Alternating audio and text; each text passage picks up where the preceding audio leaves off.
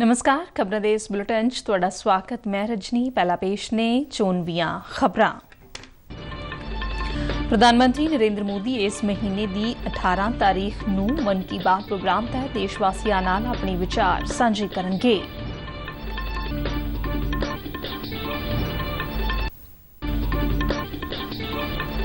केंद्रीय गृह मंत्री अमित शाह वालों आफत प्रबंधन लिए 8,000 करोड़ रुपए तो वध दीआं 3 प्रमुख योजनावां दा ऐलान। चक्रवात विपरजोए नाल नजिठण लई तैयारियां दी कीती समीक्षा।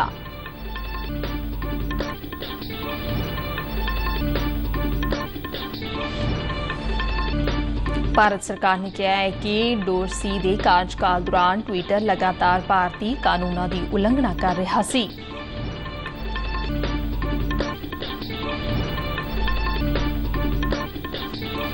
कणक दीआं कीमतां घटाउण अते मंडी विच आसानी नाल उपलब्धता नूं यकीनी बनाउण लई केंद्रीय सकੱਤਰ संजीव चोपड़ा ने सूबा ਸਕੱਤਰਾਂ नाल कीती मीटिंग।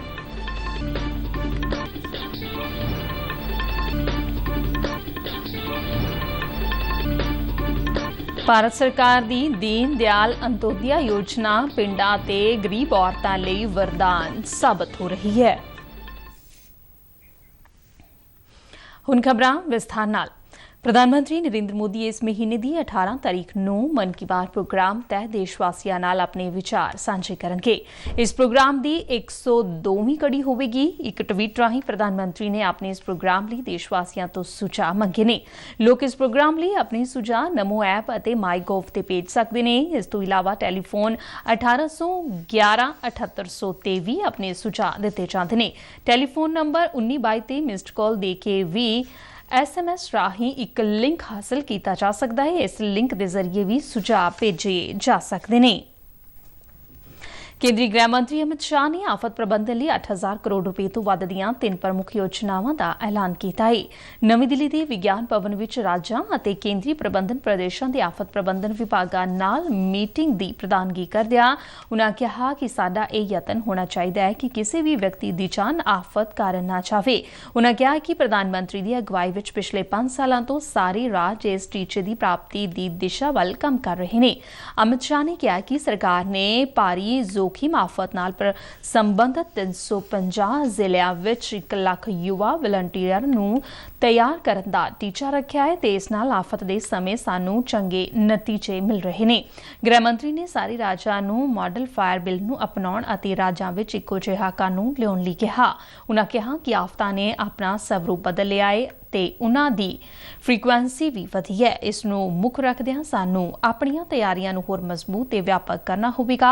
ਮੀਟਿੰਗ ਮਗਰੋਂ ਉਹਨਾਂ ਨੇ ਪੱਤਰਕਾਰਾਂ ਨੂੰ ਵੀ ਸੰਬੋਧਨ ਕੀਤਾ। ऑन रिकॉर्ड जो आपका स्टेटमेंट यहाँ पर रखा है उसको मेरा विभाग बिंदुवार इसका अध्ययन कर राज्यों को रिस्पांस भी देगा और इस पर आने वाले समय में क्या क्या कार्यवाही हो सकती है इस पर हम चिंता करेंगे। तो हमने हमारी तैयारियों को इसके साथ ज्यादा पैनी करनी पड़ेगी और ज्यादा व्यापक भी करनी पड़ेगी। कई जगह पे अलग अलग प्रकार की नए क्षेत्रों में भी आपदा का अनुभव आ रहा है। बाढ़ के नए क्षेत्र उभरते जा रहे हैं। केंद्रीय गृह मंत्री अमित शाह ने चक्रवात विपरजोए नाल नजिठण दीआं तैयारियां दी समीक्षा लई सूबिਆਂ ते केंद्र शासित प्रदेशां दे आफत प्रबंधन मंत्रियों ते अधिकारियों नाल बैठक की।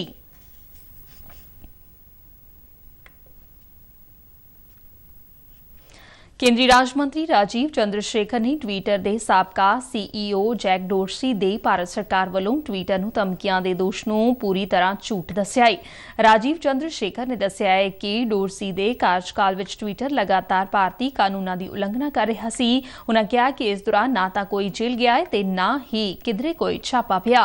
उन्होंने कहा कि जनवरी 2021 विच विरोध प्रदर्शनों दौरान बहुत सारियां गलत सूचनावां अते इत्थों तक कि मनुखी कतल दीआं खबरां भी आईयां जिहड़ियां ਨਿਸ਼ਚਿਤ ਤੌਰ ਤੇ ਗਲਤ ਸਨ। ਉਨ੍ਹਾਂ ਕਿਹਾ ਕਿ ਸਰਕਾਰ ਇਸ ਮੰਚ ਤੋਂ ਗਲਤ ਸੂਚਨਾਵਾਂ ਹਟਾਉਣ ਲਈ ਬੱਝੀ ਹੋਈ ਸੀ ਕਿਉਂਕਿ ਇਸ ਵਿੱਚ ਫਰਜ਼ੀ ਖਬਰਾਂ ਦੇ ਆਧਾਰ ਤੇ ਹਾਲਾਤ ਨੂੰ ਹੋਰ ਭੜਕਾਉਣ ਦੀ ਸਮਰੱਥਾ ਸੀ। ਉਨ੍ਹਾਂ ਕਿਹਾ ਕਿ ਜੈਕ ਦੇ ਸਮੇਂ ਟਵਿੱਟਰ ਨੇ ਭਾਰਤ ਵਿੱਚ ਇਸ ਆਪਣੇ ਪਲੇਟਫਾਰਮ ਤੋਂ ਗਲਤ ਸੂਚਨਾਵਾਂ ਨੂੰ ਨਹੀਂ ਹਟਾਇਆ ਸੀ, ਜਦਕਿ ਉਨ੍ਹਾਂ ਨੇ ਅਮਰੀਕਾ ਵਿੱਚ ਇਸੇ ਤਰ੍ਹਾਂ ਦੀਆਂ ਘਟਨਾਵਾਂ ਹੋਣ ਤੇ ਆਪਣੇ ਆਪ ਅਜਿਹਾ ਕੀਤਾ ਸੀ।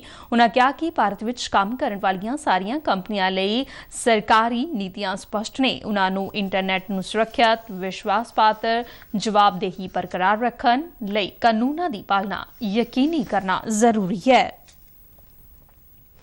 ਕੇਂਦਰੀ ਸੂਚਨਾ ਤੇ ਪ੍ਰਸਾਰਣ ਮੰਤਰੀ ਅਨੁਰਾਗ ਸਿੰਘ ਠਾਕੁਰ ਨੇ ਕਿਹਾ ਕਿ ਭਾਰਤ ਦੁਨੀਆ ਦਾ ਸਭ ਤੋਂ ਵੱਡਾ ਅਤੇ ਪਾਰਦਰਸ਼ੀ ਲੋਕਤੰਤਰ ਹੈ। ਪੱਤਰਕਾਰਾਂ ਨਾਲ ਗੱਲਬਾਤ ਕਰਦਿਆਂ ਉਨ੍ਹਾਂ ਨੇ ਟਵਿੱਟਰ ਦੇ ਸਾਬਕਾ ਕਾਰਜਕਾਰੀ ਅਧਿਕਾਰੀ ਜੈਕ ਡੋਰਸੀ ਬਾਰੇ ਕੇਂਦਰੀ ਮੰਤਰੀ ਰਾਜੀਵ ਚੰਦਰਸ਼ੇਖਰ ਦੀ ਟਿੱਪਣੀ ਦਾ ਸਮਰਥਨ ਕੀਤਾ। ਠਾਕੁਰ ਨੇ ਕਿਹਾ ਕਿ ਜਦ ਵੀ ਚੋਣਾਂ ਨਜ਼ਦੀਕ ਆਉਂਦੀਆਂ ਨੇ, ਕੁਝ ਵਿਦੇਸ਼ੀ ਤਾਕਤਾਂ ਦੇ ਏਜੰਟ ਭਾਰਤ ਨੂੰ ਅਸਥਿਰ ਅਤੇ ਬਦਨਾਮ ਕਰਨ ਲਈ ਸਰਗਰਮ ਹੋ ਜਾਂਦੇ ਨੇ। ਅਨੁਰਾਗ ਸਿੰਘ ਠਾਕੁਰ ਨੇ ਜੈਕ ਡੋਰਸੀ ਦੇ ਦੋਸ਼ਾਂ ਨੂੰ ਸਫੇਦ ਝੂਠ ਦੱਸਿਆ। ਉਨ੍ਹਾਂ ਕਿਹਾ ਕਿ ਡੋਰਸੀ ਲੰਬੀ ਨੀਂਦ ਤੋਂ ਬਾਅਦ ਜਾਗੇ ਨੇ ਅਤੇ ਜਦੋਂ ਟਵਿੱਟਰ ਨੇ ਕਿਸੇ ਹੋਰ ਵਿਅਕਤੀ ਨੂੰ ਖਰੀਦ ਲਿਆ ਤਾਂ ਟਵਿੱਟਰ ਫਾਈਲਸ ਵਿੱਚ ਇਹ ਖੁਲਾਸਾ ਹੋਇਆ ਕਿ ਇਸ ਮੰਚ ਦੀ ਗਲਤ ਵਰਤੋਂ ਕਿਸ ਤਰ੍ਹਾਂ ਕੀਤੀ ਜਾ ਰਹੀ ਸੀ। वो झूठ और सफेद झूठ है। वर्षों की नींद के बाद जागे जैक डॉर्से अपने काले कारनामों पर पर्दा डालना चाहते हैं। जब ट्विटर को खरीदा भी गया दूसरे व्यक्ति के द्वारा, तो ट्विटर फाइल्स में खुलासा हुआ कि किस तरह से इस प्लेटफॉर्म का दुरुपयोग किया जाता था, पक्षपात किया जाता था और छेड़खानी की जाती थी। ਕਣਕ ਦੀਆਂ ਕੀਮਤਾਂ ਨੂੰ ਘੱਟ ਕਰਨ ਅਤੇ ਮੰਡੀ ਵਿੱਚ ਆਸਾਨੀ ਨਾਲ ਇਸ ਦੀ ਉਪਲਬਧਤਾ ਨੂੰ ਯਕੀਨੀ ਬਣਾਉਣ ਲਈ ਖੁਰਾਕ ਤੇ ਜਨਤਕ ਵੰਡ ਵਿਭਾਗ ਦੇ ਸਕੱਤਰ ਸੰਜੀਵ ਚੋਪੜਾ ਨੇ ਕੱਲ੍ਹ ਇੱਕ ਵੀਡੀਓ ਕਾਨਫਰੰਸ ਰਾਹੀਂ ਸੂਬਿਆਂ ਦੇ ਸਕੱਤਰਾਂ ਨਾਲ ਮੀਟਿੰਗ ਕੀਤੀ। ਮੀਟਿੰਗ ਦੌਰਾਨ ਕਣਕ ਸਟਾਕ ਲਿਮਿਟ ਆਰਡਰ ਨੋਟੀਫਾਈ ਕਰਨ ਅਤੇ ਇਸ ਦੀ ਪਾਲਣਾ ਬਾਰੇ ਵਿਸਥਾਰ ਨਾਲ ਚਰਚਾ ਕੀਤੀ ਗਈ। ਇਹ ਮੀਟਿੰਗ ਕੇਂਦਰ ਵੱਲੋਂ ਕਣਕ ਦੇ ਥੋਕ ਵਪਾਰੀਆਂ, ਪਰਚੂਨ ਵਿਕਰੇਤਾਵਾਂ ਅਤੇ ਵੱਡੇ ਚੇਨ ਰਿਲੇਟਰਾਂ ਤੇ ਭੰਡਾਰ ਹੱਦ ਲਾਗੂ ਕਰਨ ਤੋਂ ਇੱਕ ਦਿਨ ਬਾਅਦ ਹੋਈ ਹੈ। ਇਸ ਮੀਟਿੰਗ ਵਿੱਚ ਘਰੇਲੂ ਖੁੱਲੀ ਮਾਰਕੀਟਿੰਗ ਵਿਕਰੀ ਸਕੀਮ ਤਹਿਤ ਕਣਕ ਅਤੇ ਚੌਲਾਂ ਦੇ ਭੰਡਾਰ ਨੂੰ ਕਲੀਅਰ ਕਰਨ ਦਾ ਵੀ ਫੈਸਲਾ ਕੀਤਾ ਗਿਆ। ਮੀਟਿੰਗ ਵਿੱਚ ਕਣਕ ਦੀਆਂ ਕੀਮਤਾਂ ਘਟਾਉਣ, ਜਮਾਖੋਰੀ ਅਤੇ ਸੱਟੇਬਾਜ਼ੀ ਨੂੰ ਰੋਕਣ ਤੇ ਧਿਆਨ ਕੇਂਦਰਿਤ ਕੀਤਾ ਗਿਆ।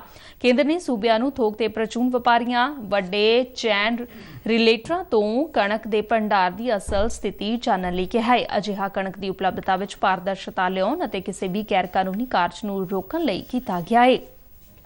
ਇਸ ਮੀਟਿੰਗ ਦੌਰਾਨ ਕੇਂਦਰ ਸਰਕਾਰ ਵੱਲੋਂ ਘਰੇਲੂ ਖੁੱਲੀ ਮੰਡੀ ਵਿਕਰੀ ਸਕੀਮ ਤਹਿਤ ਪਹਿਲੇ ਪੜਾਅ ਵਿੱਚ 15 ਲੱਖ ਮੀਟ੍ਰਿਕ ਟਨ ਕਣਕ ਅਤੇ ਚੌਲਾਂ ਦੇ ਭੰਡਾਰ ਨੂੰ ਕਲੀਅਰ ਕਰਨ ਬਾਰੇ ਵੀ ਸਰਕਾਰ ਦੇ ਫੈਸਲੇ ਦੀ ਜਾਣਕਾਰੀ ਦਿੱਤੀ ਗਈ।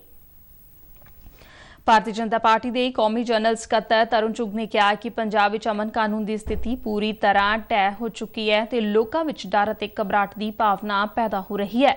ਚੰਡੀਗੜ੍ਹ ਤੋਂ ਜਾਰੀ ਇੱਕ ਬਿਆਨ ਦੇ ਵਿੱਚ ਉਨ੍ਹਾਂ ਨੇ ਦੋਸ਼ ਲਗਾਇਆ ਕਿ ਸਰਕਾਰ ਸੂਬੇ ਵਿੱਚ ਅਪਰਾਧੀਆਂ ਵਿਰੁੱਧ ਕੀਤੇ ਜਾ ਰਹੇ ਪੁਲਿਸ ਐਕਸ਼ਨ ਦੇ ਜਾਲੀ ਅੰਕੜੇ ਦੇ ਰਹੀ ਹੈ। ਪੂਰੇ ਪੰਜਾਬ ਦੇ ਅੰਦਰ law and order zero level ਤੇ ਪਹੁੰਚ ਚੁੱਕਾ ਹੈ ਔਰ ਪੰਜਾਬ ਦੀ ਬਹਾਦਰ ਪੁਲਿਸ ਨੂੰ, ਉਸ ਬਹਾਦਰ ਪੁਲਿਸ ਜਿਹਨੇ ਆਤੰਕਵਾਦ ਦਾ ਮੁਕਾਬਲਾ ਕੀਤਾ, ਜਿੱਤੇ ਸਾਨੂੰ ਮਾਣ ਹੈ, ਉਸ ਪੁਲਿਸ ਕੋਲੋਂ ਜ਼ਬਰਦਸਤੀ ਪ੍ਰੈਸ ਕਾਨਫਰੰਸਾਂ ਕਰਾਈਆਂ ਜਾ ਰਹੀਆਂ। ਅਰੇ ਇੰਨੇ ਗੈਂਗਸਟਰ ਫੜੇ ਗਏ ਨੇ, ਇੰਨੇ ਕ੍ਰਿਮੀਨਲ ਫੜੇ ਗਏ, ਰੋਜ਼ ਲੁੱਟ ਕਸੁੱਟ ਕੌਣ ਕਰ ਰਿਹਾ? ਭਾਰਤੀ ਜਨਤਾ ਪਾਰਟੀ ਪੰਜਾਬ ਦੇ ਮੀਡੀਆ ਪੈਨਲਿਸਟ ਤੇ ਭਾਜਪਾ ਨੇਤਾ ਅਸ਼ੋਕ ਸਰੀਨ ਹਿੱਕੀ ਨੇ ਜਲੰਧਰ ਪੁਲਿਸ ਵੱਲੋਂ ਚੰਡੀਗੜ੍ਹ ਤੋਂ ਗੈਰ ਕਾਨੂੰਨੀ ਸਮਗਲ ਕਰਕੇ ਲਿਆਂਦੀ ਗਈ 325 ਪੇਟੀਆਂ ਸ਼ਰਾਬ ਮਾਮਲੇ ਦੇ ਮੁੱਦੇ ਬਾਰੇ ਪੰਜਾਬ ਦੇ ਮੁੱਖ ਮੰਤਰੀ ਨੂੰ ਮਾਮਲੇ ਦੀ ਜਾਂਚ ਕਰਾਉਣ ਲਈ ਸ਼ਿਕਾਇਤ ਕੀਤੀ ਹੈ।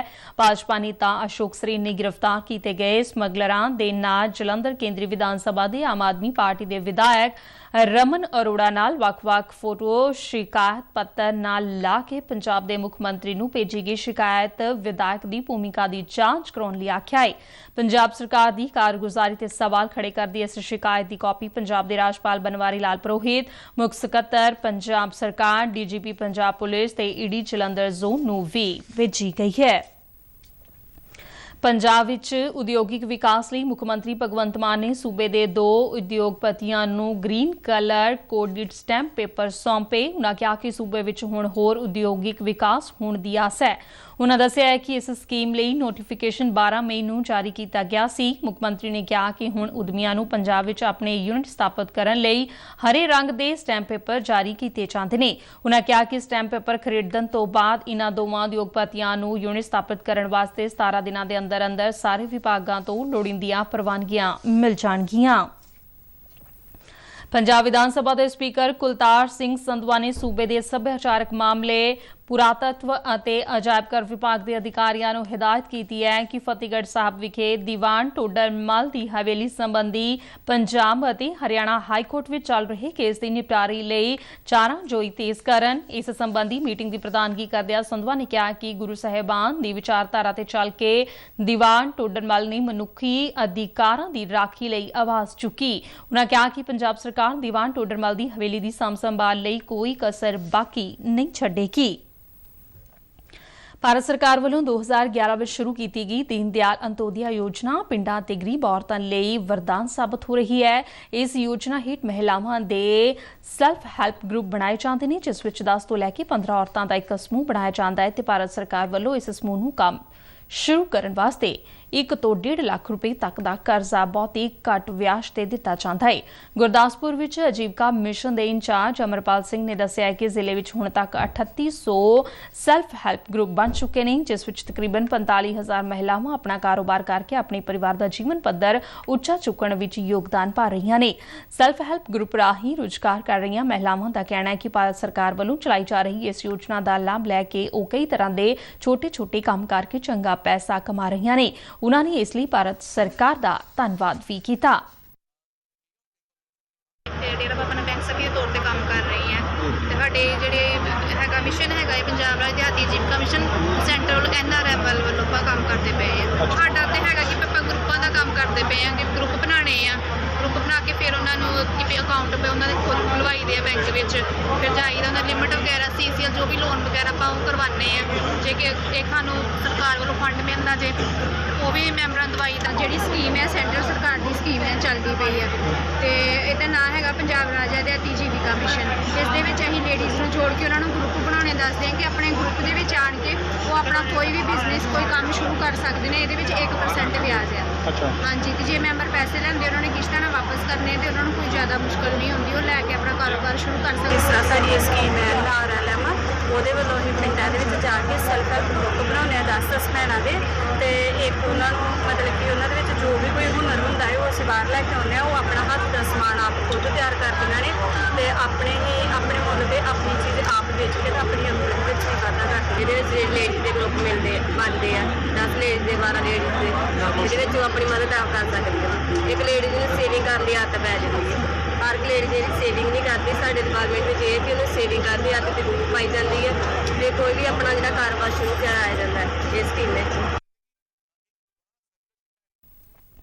ਰਾਸ਼ਟਰੀ ਟੈਸਟਿੰਗ ਏਜੰਸੀ ਨੇ ਮੈਡੀਕਲ ਦਾਖਲਾ ਪ੍ਰੀਖਿਆ ਨੀਟ UG ਦੇ ਨਤੀਜੇ ਦਾ ਐਲਾਨ ਕਰ ਦਿੱਤਾ ਹੈ। ਤਾਮਿਲਨਾਡੂ ਦੇ ਪ੍ਰਬੰਚਨ ਜੇ ਅਤੇ ਆਂਧਰਾ ਪ੍ਰਦੇਸ਼ ਦੇ ਬੋਰਾ ਵਰੁਣ ਚੱਕਰਵਰਤੀ ਨੇ 99.99% ਨੰਬਰ ਲੈ ਕੇ ਪ੍ਰੀਖਿਆ ਵਿੱਚ ਟਾਪ ਕੀਤਾ। ਵੱਧ ਤੋਂ ਵੱਧ ਯੋਗਤਾ ਪ੍ਰਾਪਤ ਉਮੀਦਵਾਰ ਉੱਤਰ ਪ੍ਰਦੇਸ਼ ਤੇ ਇਸ ਤੋਂ ਬਾਅਦ ਮਹਾਰਾਸ਼ਟਰ ਅਤੇ ਰਾਜਸਥਾਨ ਦੇ ਨੇ। ਰਾਸ਼ਟਰੀ ਟੈਸਟਿੰਗ ਏਜੰਸੀ ਨੇ ਭਾਰਤ ਤੋਂ ਬਾਹਰ ਦੇ 14 ਸ਼ਹਿਰਾਂ ਸਮੇਤ ਦੇਸ਼ ਭਰ ਦੇ 499 ਸ਼ਹਿਰਾਂ ਵਿੱਚ ਸਥਿਤ 4097 ਵੱਖ-ਵੱਖ ਕੇਂਦਰਾਂ ਤੇ 20,87,462 ਉਮੀਦਵਾਰਾਂ ਲਈ 7 ਮਈ ਨੂੰ ਰਾਸ਼ਟਰੀ ਯੋਗਤਾ ਕਮ ਦਾਖਲਾ UG ਪ੍ਰੀਖਿਆ ਕਰਵਾਈ ਸੀ। ਇਹ ਪ੍ਰੀਖਿਆਵਾਂ 13 ਭਾਸ਼ਾਵਾਂ ਵਿੱਚ ਅਸਾਮੀ, ਬੰਗਾਲੀ, ਅੰਗਰੇਜ਼ੀ, ਗੁਜਰਾਤੀ, ਹਿੰਦੀ, ਕੰਨੜ, ਮਲਿਆਲਮ, ਮਰਾਠੀ, ਉੜੀਆ, ਪੰਜਾਬੀ, ਤਾਮਿਲ, ਤੇਲਗੂ ਅਤੇ ਉਰਦੂ ਵਿੱਚ ਆਯੋਜਿਤ ਕੀਤੀ ਗਈ ਸੀ। ਪੰਜਾਬ ਤੇ ਇਸ ਦੇ ਨਾਲ ਲੱਗਦੇ ਇਲਾਕਿਆਂ ਵਿੱਚ ਬੀਤੀ ਰਾਤ ਤੋਂ ਇੱਕ ਵਾਰ ਫਿਰ ਮੌਸਮ ਵਿੱਚ ਤਬਦੀਲੀ ਆਈ ਹੈ। ਕੱਲ੍ਹ ਸ਼ਾਮ ਪੰਜਾਬ ਵਿੱਚ ਕਈ ਥਾਵਾਂ ਤੇ ਹਲਕੀ ਬਾਰਿਸ਼ ਹੋਈ ਤੇ ਤਾਪਮਾਨ ਵਿੱਚ ਗਿਰਾਵਟ ਆਈ। ਇਸ ਗਿਰਾਵਟ ਤੋਂ ਬਾਅਦ ਮੌਸਮ ਇੱਕ ਵਾਰ ਫਿਰ ਖੁਸ਼ਗਵਾਰ ਹੋ ਗਿਆ ਹੈ ਤੇ ਲੋਕਾਂ ਨੂੰ ਅੱਤ ਦੀ ਗਰਮੀ ਤੋਂ ਰਾਹਤ ਮਿਲੀ ਹੈ। ਖਬਰਾਂ ਦੇ ਬੁਲੇਟਿਨ ਸਾਡੇ ਦਰਸ਼ਕ RNU DDK ਜਲੰਧਰ ਦੇ YouTube ਚੈਨਲ, Facebook ਪੇਜ ਤੇ Twitter ਹੈਂਡਲ ਤੇ ਵੀ ਦੇਖ ਸਕਦੇ ਨੇ। ਬੁਲੇਟਿਨ ਦੇ ਅਖੀਰ ਵਿੱਚ ਚੋਣ ਦੀਆਂ ਖਬਰਾਂ ਇੱਕ ਵਾਰ ਫਿਰ ਤੋਂ प्रधानमंत्री नरेंद्र मोदी इस महीने की 18 तारीख ਨੂੰ मन की बात प्रोग्राम तहत देशवासियों नाल अपने विचार साझे करेंगे।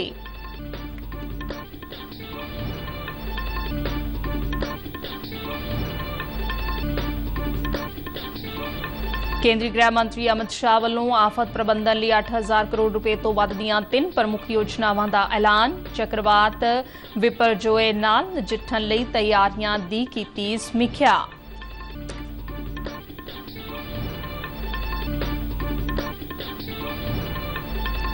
भारत सरकार ने कहा है कि डोरसी दे कार्यकाल दौरान ट्विटर लगातार भारतीय कानूनों की उलंघना कर रहा सी।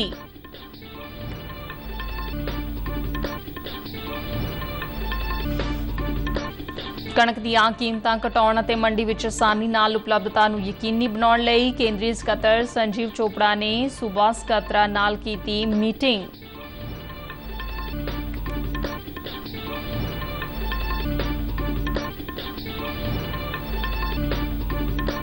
भारत सरकार की दीन दयाल अंत्योदया योजना पिंडां ते गरीब औरतां लई वरदान साबित हो रही है। इस दे नाल ही खबरां दा बुलेटिन खत्म होया। दिओ आग्या। नमस्कार।